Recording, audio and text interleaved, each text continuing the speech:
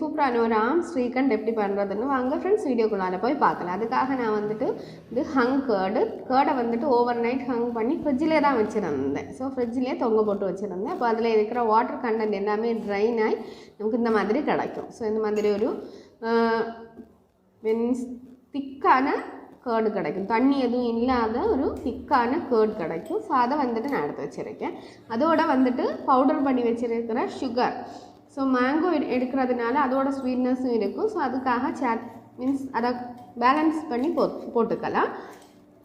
இந்த மாதிரி நல்லா மிக்ஸ் பண்ணி கொடுத்துக்கலாம்.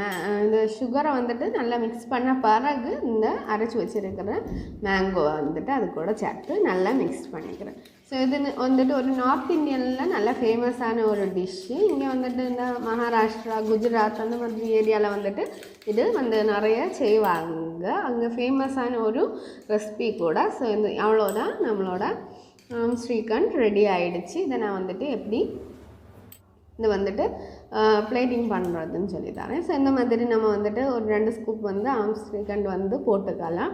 அதை போட்ட பிறகு அதுக்கு மேலே வந்துட்டு நம்ம இந்த நட்ஸ் எல்லாம் வந்துட்டு சாப் பண்ணி வச்சுருக்கோம்ல, அந்த நட்ஸை வந்துட்டு ஒரு லேயராகவே போட்டுக்கலாம். ஸோ ஒரு லேயராக போட்ட பிறகு அதுக்கு மேலே திருப்பியும் வந்து இதை வச்சுக்கலாம். இல்லைன்னா இப்படியே கூட சர்வ் பண்ணலாம். இது வந்துட்டு ஒரு 1/2 அன் ஹவர் to 1 hour வந்து ஃப்ரிட்ஜில் வச்சு சில் பண்ணி சாப்பிட்டோன்னா ரொம்ப டேஸ்ட்டாக இருக்கும். இப்படியே சாப்பிட்டாலும் நல்லா தான் இருக்கும்.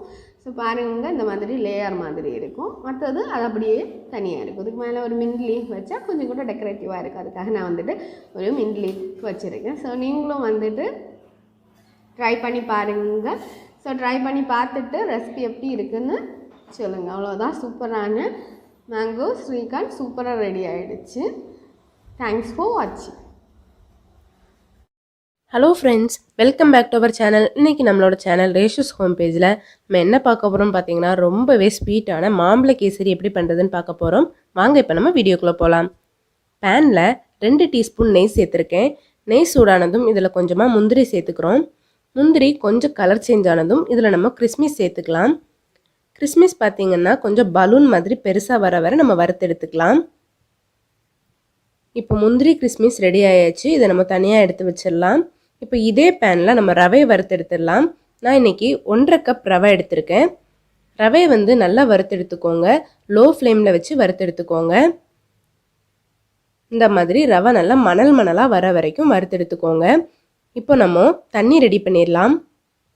தண்ணி அளவு பார்த்திங்கன்னா 1 கப் ரவைக்கு 2 பொதுவாக நம்ம 3 கப் எடுப்போம். ஆனால் நம்ம மாம்பழமும் இன்றைக்கி சேர்க்குறனால 2.5 கப் அளவு வச்சு தான் எடுத்திருக்கேன். மொத்தமாக 1.5 கப் ரவைக்கு நான் வந்து 3.25 கப் தண்ணி எடுத்திருக்கேன். இந்த தண்ணியில் 1 டீஸ்பூன் எண்ணெய், 1 டீஸ்பூன் நெய் சேர்க்குறேன். இது வந்து ரவை நல்லா ஒட்டாமல் மணலாக பிரிஞ்சு வர்றதுக்காக சேர்க்குறோம். இதில் ஒரே ஒரு பிஞ்ச் ஆஃப் சால்ட், கொஞ்சமாக சால்ட்டு சேர்த்துருக்கேன். இது நல்லா கலந்து விட்டுக்கோங்க. இப்போது தண்ணி சூடானதும் இதில் நம்ம ரவையை சேர்த்துக்கலாம். ஸ்டவ்வை லோ ஃப்ளேமில் வச்சுக்கோங்க. ஏன்னா ரவை வந்து ஈஸியாக கெட்டி ஆகிடும். கையெடுக்காமல் கிளறி விட்டுக்கோங்க. ஒரு நிமிஷத்துலேயே ரவை வந்து கெட்டி ஆகிடும். இப்போ பார்த்தீங்கன்னா தண்ணி எல்லாமே நல்லா வத்திடுச்சு. இப்போ இதை வந்து ஒரு நிமிஷத்துக்கு மூடி வச்சு இதை நம்ம தம் போட்டு எடுத்துடலாம். இப்போ கரெக்டாக ஒரு நிமிஷம் ஆயிருக்கு. ரவை வந்து வேகிறதுக்காக தான் இப்படி பண்ணியிருந்தோம். சீனி சேர்த்த அப்புறம் ரவை வேகாது, அதனால தான் இப்படி பண்ணியிருந்தோம். ஒரு 1.5 கப் அளவுக்கு இப்போ சீனி சேர்த்துருக்கேன்.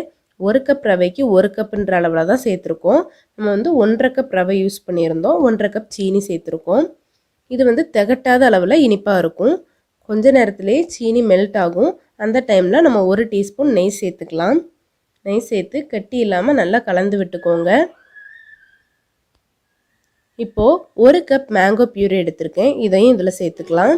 இது என்ன அப்படின்னு பார்த்தீங்கன்னா, நல்ல பழுத்த மாம்பழத்தை மிக்சியில் அடித்து எடுத்திருக்கேன். அவ்வளோதான். நல்லா புளிக்காத டைப் இருக்கிற மாம்பழம் யூஸ் பண்ணிக்கோங்க. அப்போ வந்து டேஸ்ட்டு நல்லாயிருக்கும். இதை நல்லா கலந்து விட்டுடலாம். இப்போது ஒரு 1/2 டீஸ்பூன் அளவுக்கு ஏலக்காய் பொடி சேர்த்துருக்கேன். இது வந்து வாசனைக்காக சேர்த்துருக்கோம். இதில் 1 டீஸ்பூன் நெய் சேர்க்குறோம். மறுபடியும் கடைசியாக நம்ம வறுத்து வச்சுருந்த முந்திரி கிறிஸ்மிஸையும் சேர்த்து நல்லா கலந்து விட்டுடலாம். அவ்வளோதான், மாம்பழ கேசரி ஈஸியாக ரெடி ஆயாச்சு. நீங்கள் இதே ப்ராசஸில் பண்ணிங்கன்னா கண்டிப்பாக உங்களுக்கும் நல்லா ஒட்டாத மாதிரி இந்த மாதிரி மணல் மணலாக கிடைக்கும். கண்டிப்பாக இதே மாதிரி ட்ரை பண்ணி பாருங்கள். இது வந்து பார்த்திங்கன்னா கெட்டி ஆகாது, இது மாதிரி ஒட்டாத டைப்பில் தான் இருக்கும். ட்ரை பண்ணிவிட்டு எப்படி இருந்துச்சுன்னு சொல்லுங்கள். இதே மாதிரி இன்னொரு வீடியோவில் நான் உங்களை சந்திக்கிறேன். தேங்க்யூ ஃபார் வாட்சிங். ஹலோ ஃப்ரெண்ட்ஸ், வெல்கம் டு ருசி சமையல். இன்னைக்கு ருசி சமையல் சேனல்ல இருந்து நம்ம மேங்கோ லஸ்ஸி எப்படி செய்யலாம் தான் பார்க்க போறோம். இந்த மேங்கோ லஸ்ஸி செய்யறதுக்கு நான் 1/2 கப் அளவு மாம்பழம் எடுத்திருக்கேன். மாம்பழம் வந்து நல்ல பழமான மாம்பழமா எடுத்துக்கோங்க. நீங்க எந்த மாம்பழம் வேணாலும் யூஸ் பண்ணலாம். இப்ப சீசன் அப்படிங்கறதுனால நமக்கு வந்து ஈஸியா மாம்பழம் கிடைக்கும். அதுக்கப்புறம் 1/2 கப் அளவு கெட்டியான தயிர். தயிர் வந்து புளிக்காத மாதிரி பாத்துக்கோங்க. 1/4 கப் அளவு சர்க்கரை வந்து உங்களோட டேஸ்டுக்கு ஏத்த மாதிரி கூடவோ குறைச்சிக்கவோ செஞ்சுக்கலாம். நமக்கு மாம்பழத்துலயும் ஸ்வீட் இருக்கும் அப்படிங்கறதுனால. இப்ப இந்த 3ஐயுமே நம்ம மிக்சர்ல போட்டு நல்லா பிளெண்ட் பண்ணிட்டு வந்துடலாம். நல்லா ஃபைன் பேஸ்டா அரைச்சுக்கோங்க. இப்ப ஃபர்ஸ்ட் மாம்பழம் சேர்த்தாச்சு, நெக்ஸ்ட் தயிர், அடுத்தது வந்து சர்க்கரை. இப்போ வந்து மாம்பழம் சீசன் அப்படிங்கறதுனால நமக்கு நிறைய வெரைட்டியான மாம்பழம் வந்து ரொம்ப ஈஸியா கிடைக்கும். இப்ப மாம்பழம் வந்து நிறைய ரெசிபி நம்ம செஞ்சு பார்க்கலாம் இந்த மாம்பழத்துல. அதனால நீங்க மாம்பழ சீசன்ல நிறைய ரெசிபி செஞ்சு உங்க குழந்தைங்களுக்கும் கொடுத்து நீங்களும் சாப்பிட்டு நல்லா என்ஜாய் பண்ணுங்க. இப்ப வந்து நல்லா ஃபைன் பேஸ்டா ஆகிக்கிட்டு இருக்கு. இப்ப நல்லா ஃபைன் ஆனதுக்கு அப்புறம் நம்ம வந்து ஒரு கிளாஸ்ல வந்து டிரான்ஸ்ஃபர் செஞ்சுக்கலாம். இத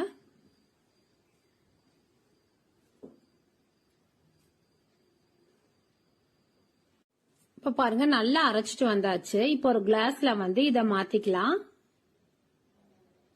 ரொம்ப சிம்பிளான இந்த மேங்கோ லஸ்ஸி வந்து ரொம்ப டேஸ்டியாவும் இருக்கும், ரொம்ப ஹெல்த்தியும் கூட. கண்டிப்பா வந்து இதே மாதிரி எல்லாரும் ட்ரை பண்ணி பாருங்க. இப்ப நம்மளுடைய மேங்கோ லஸ்ஸி ரொம்ப சிம்பிளா டேஸ்டியா எம்மியா ரெடி ஆயிருச்சு.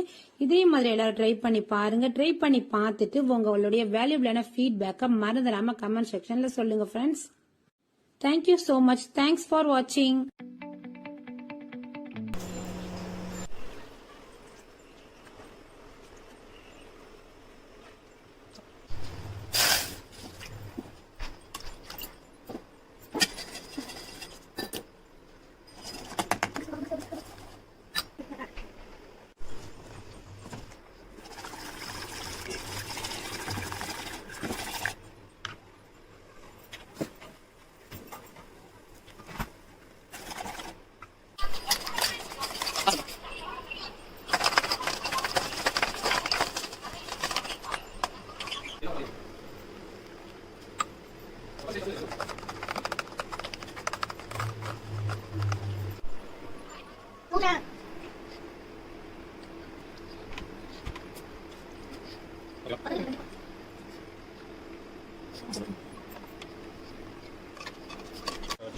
Bismillah.